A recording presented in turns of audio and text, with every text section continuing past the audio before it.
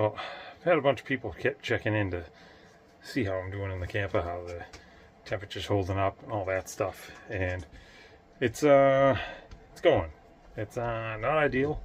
Burning tons of propane and electric heaters.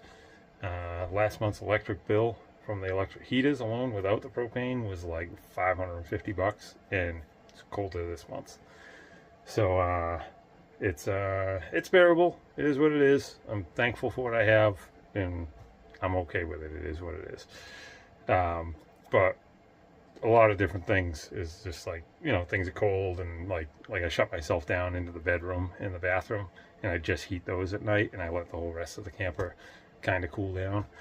But anything that's fabric that touches the outside walls of the camper, freeze to it. Now, I'm pretty sure if I go over here, I got Riley's dog bed down here, and I got a secondary cover on it and everything, so don't think he's sleeping in something freezing, because he's got multiple layers on top of this. But his dog bed down on the bottom, so I'll move one out of the way, but then this one here,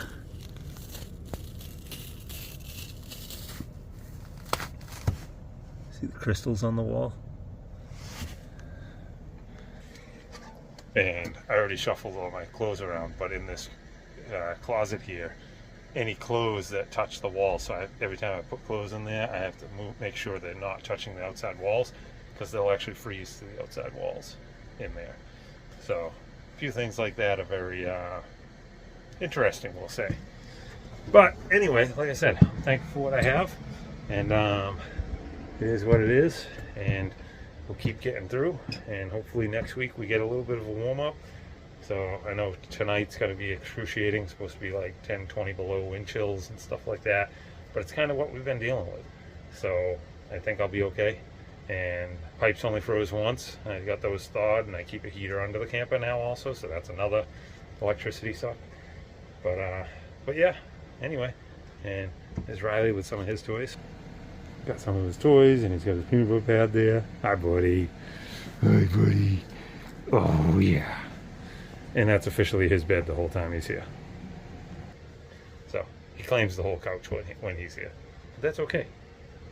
Anyway, yeah, I do a check-in on how the camper's doing and whatnot, because like I said, I know a bunch of people have messaged me, and I keep telling people over and over again. So I just put it out there, and it is what it is. We'll survive. This is the side of Riley's dog bed.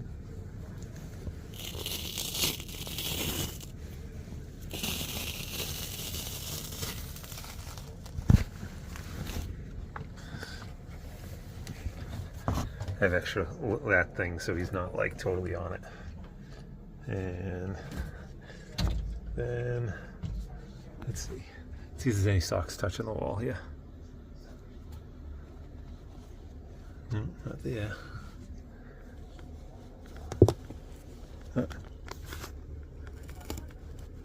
You hear it a little bit down there. Oh, there we go.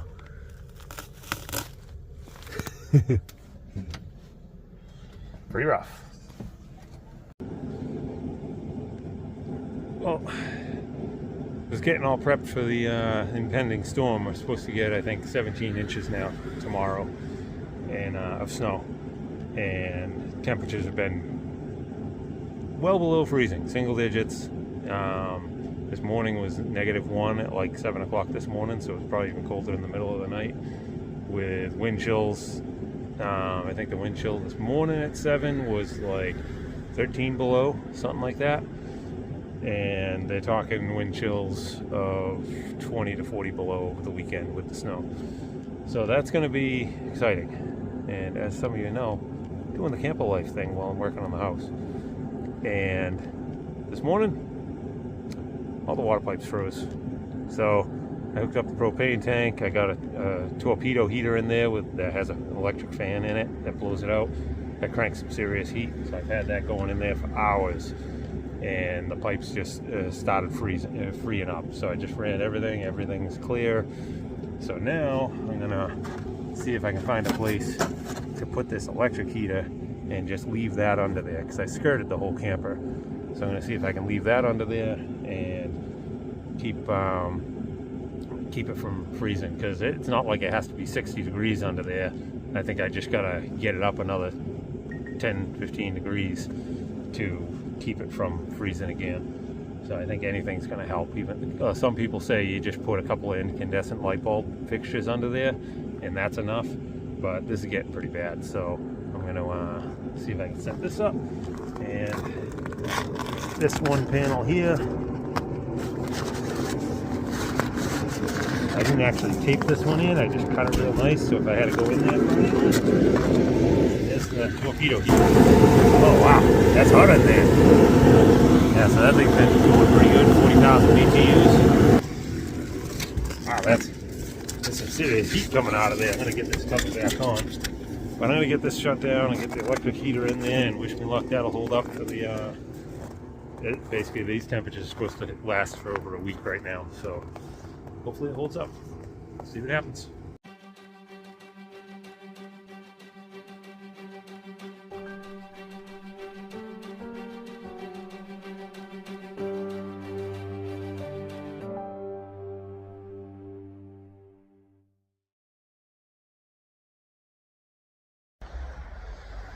And the benefits of when a refrigerator goes out, especially when you live in a camper in New England, it's freezing cold out. When the fridge craps the bed, grab the cooler, say hi to Riley, and then you look for all your icicles that have been melting off things.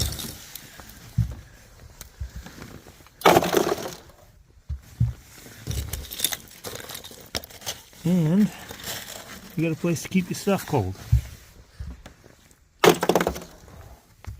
can do that in a few places. And outside of that, you can just stick it in a snowbank outside. I got a lot of animals around here.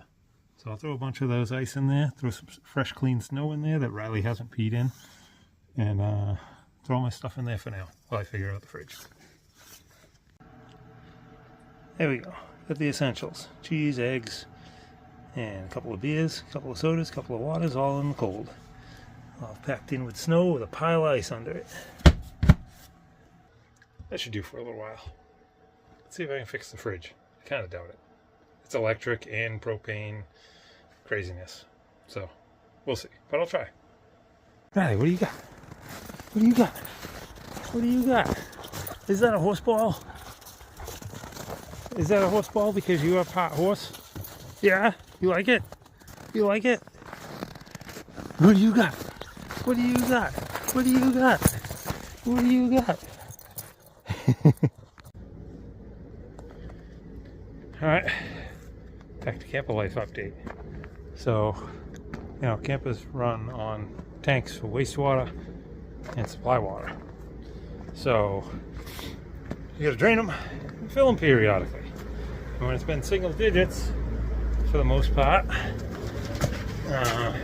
like definitely single digits overnight at least, and not getting over 32 for, I don't know, 3 weeks or more now.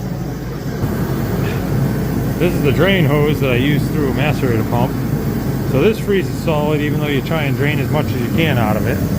So you gotta set that up in front of a torpedo heater.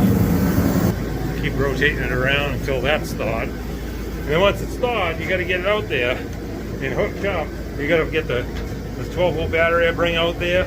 Then there's a macerator I clip on, and I get that all ready. And then I take this while it's thawed because it's going to lay across all the snow in the freezing cold. And you hook that up and you get it running right away. That way there it doesn't have time to refreeze before you get the pump going. So you do that. And then, usually I got to thaw the hose for the well, just the end of the hose typically. But I opened the basement door, that's all crystallized. I don't know if you can see any of the shimmer, but everything in here is all crystallized, frosted over in the basement. And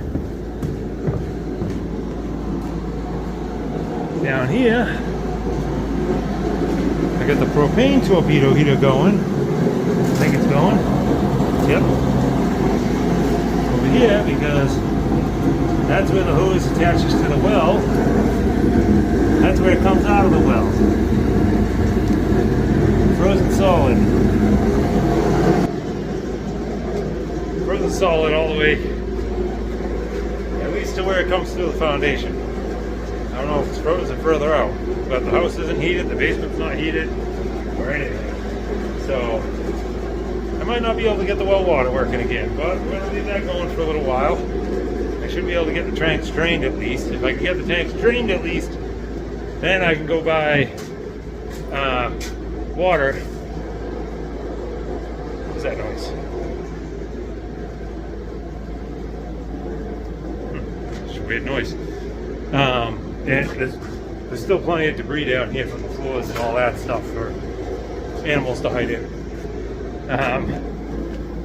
But yeah, if I can't get the well unthawed, then I'll get some 5-gallon jugs and just make a bunch of runs to either a filling station or a neighbor's house and fill the camper 5 gallons at a time.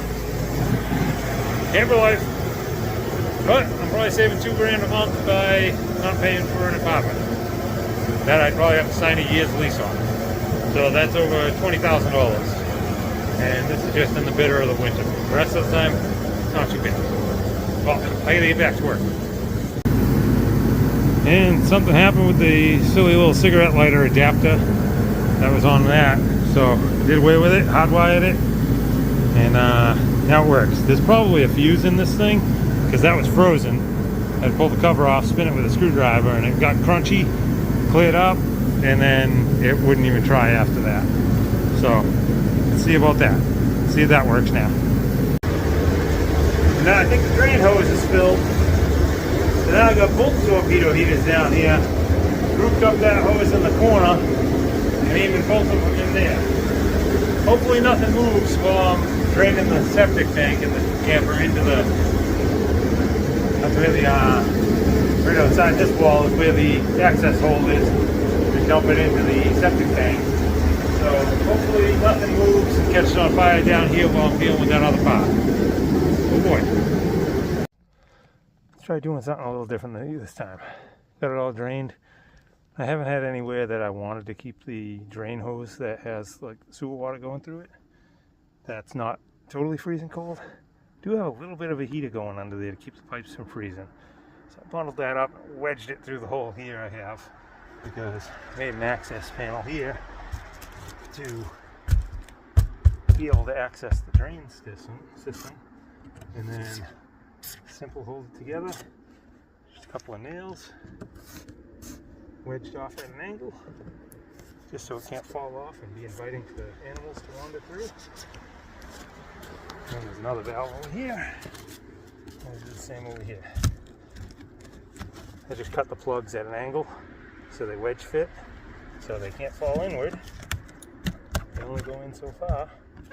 And then just a little couple of nails. And we're locked in.